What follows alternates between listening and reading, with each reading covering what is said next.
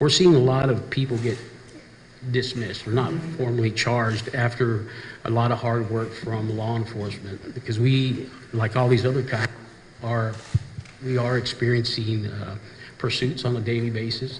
These pursuits are high speeds, and in our jurisdictions, we got a lot of miles, so a lot of people are at risk, to include our officers, the public, the persons being trafficked, and then they bail out, and then we go chasing them for several hours, and that is discouraging when we see no accountability for that.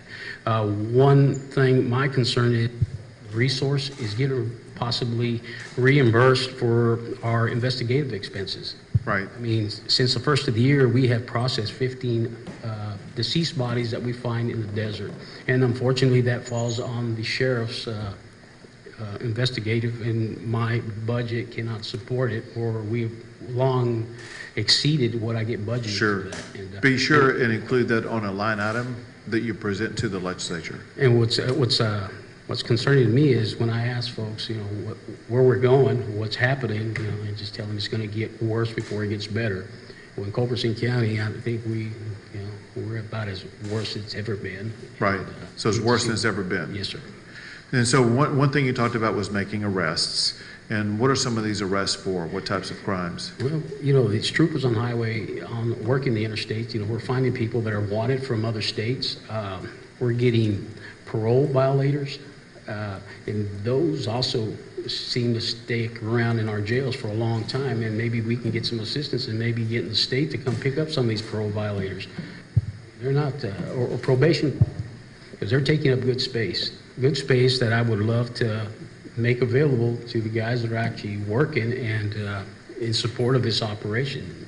Sure. And we'll work with the Jail Commission and TCOL to make sure that we provide the space. Would you in your county be amenable to having one of these soft cell facilities put up? The state would be providing the money for it, for the erection of it, and maybe for the additional manpower that would be needed for it. Just consider, go ahead. We'd be very receptive to that. I do have the smallest jail in the area, but we make the highest number of arrests. And when we exceed those bed spaces, like I said, we have to contract it out at our local taxpayer expense. But yes, that would be an option, sir. Okay. Yeah. All right. Very good. We're going to continue this, but let me address these folks real quick, take a few questions, then we'll continue with the conversation. So what's going on today is, beginning a month ago, our office began the creation of a border security project team, task force, to make sure that where the state is working in collaboration with local officials, especially sheriffs. Everybody sitting around this table in front of me is a sheriff among border county regions, a sheriff of areas that are being overrun with an excessively high volume of people who are coming across the border. We promise to meet every other week to talk about what is going on, what is needed, what steps need to be taken to make sure that Texas and local officials are better able to address this massive influx.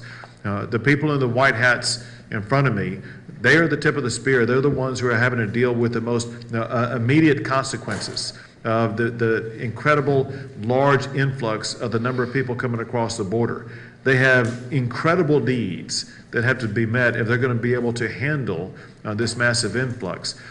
One reason why they're in the Capitol today and why they will be in the Capitol this coming week is because I put on the special session agenda the funding of more border security efforts. And one thing I've heard consistently today is that each of these counties are dealing with a record number of people who are coming across the border. What was categorized as an unprecedented magnitude of people coming across is unlike anything they've ever seen. And many of them, as you've heard already, are people who are subject to being arrested. And when they are arrested, there are issues about where they can be placed. The volume of people who either are arrested or who need to be arrested is so large that we are all working with the Texas Jail Commission as well as the Commission on Law Enforcement to make sure that we're going to be able to arrest more people and then jail more people as well as meet all the legal standards as we go about that process. Another thing that I've heard consistently from everybody at this table, and that is at the local level, they need more manpower in dealing with these people coming across the border, including especially dealing with gang members and dealing with people from very dangerous countries. One of the gang members, or one of the gangs that was referenced by one of the sheriffs was called Tango Blast. It's just one of a multitude of gangs that operate on both sides of the border, but are also involved in the human trafficking and human smuggling that's taking place in the state of Texas. One thing that we've talked about is identifying more jail cells for those who are migrants across the border illegally, who are arrested, and we're working on strategies here today, but also we'll continue to work on strategies with the state legislature to make sure that we have the funding that is needed to provide jail cells for everybody who is arrested. We also need more judges. It's one thing to arrest somebody, but you have to have judicial magistrates to go through the processing of that. That's a strategy that my office and our team is working on dealing with. And another concern raised by, I think, literally everybody that I've heard from so far is a massive increase in high-speed chases and dangerous smuggling encounters. When you say those words, it really doesn't capture the magnitude of the danger that our law enforcement officers are going through whenever they go through those high-speed chases, as well as the danger to local residents. When you have speeding cars trying to escape law enforcement in your local community, you never know when those speeding cars are going to be running into somebody, killing somebody who is a Texas resident because of the criminal activity by the people who are involved in the high-speed chases.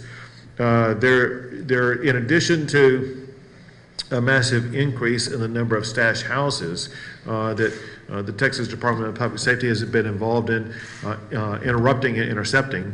There's also been discussion about stash locations where people are held for a short period of time waiting for somebody to pick them up. There is a coordinated effort on the Texas side of the border among cartel members, among gang members, among smugglers to place people in a certain location for a short period of time only to be picked up by somebody else who will be involved in human trafficking and placing these people perhaps in other parts of the state of Texas as well as other parts of the entire country. And we have people here talking about challenges that they are facing from counties 150 miles inland from the border. A lot of people think that this is a border-related issue, and it is a border-related issue. However, this is also an issue that affects counties across the entire state of Texas, and really goes far beyond that, because the people coming across the border, the contraband they bring, the fentanyl drugs they bring, everything else that they bring across the border doesn't just stay in Texas. It goes to other states across the entire country, which is exactly one of the reasons why so many other states across the country are providing resources to Texas to help us deal with the challenges that we're facing along the border. Bottom line is, because of the current administration's complete abandonment of enforcing the laws that were passed by the United States Congress concerning immigration, there is an unprecedented increase in the number of people coming across the border. And the federal government has, because they abandoned their responsibility, they have left it to the state of Texas as well as to the counties that are represented here today to have to pick up the load of responding to the unprecedented number of people coming into our country. Our message to the country is that even though the federal government may have abandoned their responsibility, we are not going to abandon our responsibility. We have here with us today people who believe in the rule of law, people who will enforce the rule of law, and there are others like them across the state. And we are not going to abdicate our responsibility to make sure that we are enforcing the rule of law. We're just working on the strategies that are needed to make sure that the state of Texas is providing our local officials every tool and every resource they need so that they're going to be able to keep their community safe. With that, I'll take a few questions, and then we will continue our conversation. Yes, so Governor, you said before, Governor, you were going to build a wall. A month ago, you said you were going to build a wall. And as I recall, you said you don't have a plan, you don't know where it's going to go, you don't know how much it's going to cost, and you don't know how long it's going to take.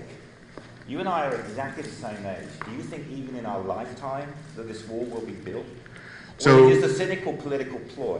Yeah, and well, it's a very uninformed question, but I need to give you the information because a lot has, That's what you said. if you would, let me answer the question. That's what you said. A lot has transpired since the last time that we spoke. And what has transpired, the first step that had to be done is we needed to hire a program manager. And the Texas Facilities Commission has already begun that process, as well as the Texas Facilities Commission has already received bids for building the wall. The cost is coming in lower than what we thought. The speed at which the wall will be able to be built is coming along faster than what we thought. And the money that will be provided for building the wall is going to increase. And so everything is happening candidly at a quicker, more effective pace Where's that for money gonna us to come build. from, For us to though? Where's build that money going to come from the state of Texas. The federal government is not going to provide it. $250 million, you said. Yeah, The last time I saw the price for all this, just from Trump, was $12 billion. So where's the rest? And that was him. So where's the rest of the money? So we had bids in already. Yeah, but how much? Next question. According to Customs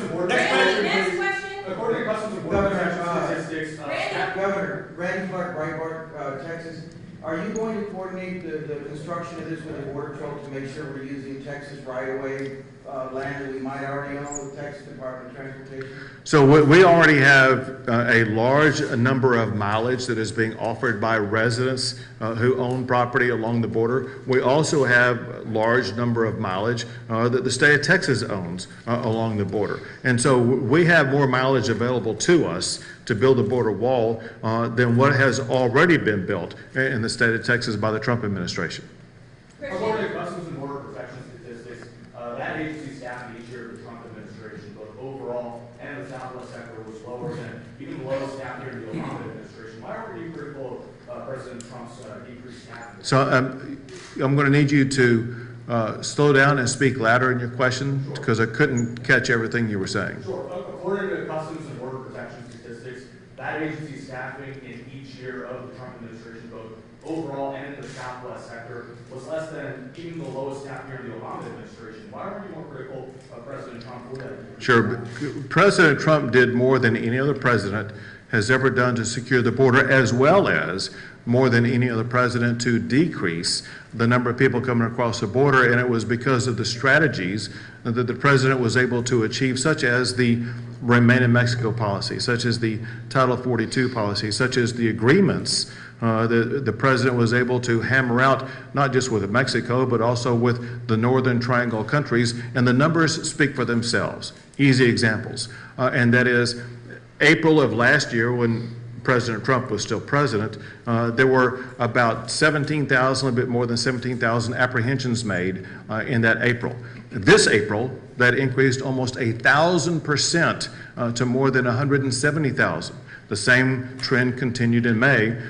During President Trump's last year in office in May, there were about 23,000 apprehensions. This year, there were more than 180,000 apprehensions. So if you look on a month-by-month basis, what you will see is an increase year over year, 800, 900%, sometimes almost 1,000%. And the difference is this. The Biden administration has abandoned the standards that the Trump administration put into place that were effective in slowing the number of people coming across the border, period. Yes? Two more questions down here on the floor. Governor, we have the border sheriffs here and border law enforcement. We do have a special session going on. They're talking about their needs that they need to control the situation in their counties. So will we be using money already appropriated during the regular session, or will you be asking for more? I'm asking for additional appropriations from the state legislature during the special session to, in part, fund the needs that the sheriffs have articulated, but also to fund, in part, additional strategies that will be conducted by the state of Texas. Last question, Chris. Hey, Governor, these sheriffs are going to be arresting more people, housing more people, and presumably they're going to need lawyers. Is the state going to be paying both ends of the freight on that? Right, no, yeah, so that's one of the cost figures, and that is there is a legal requirement to provide defense for somebody who doesn't have the resources to pay for that defense. And so, yeah, that's one of the costs involved in the overall process of the criminal justice system.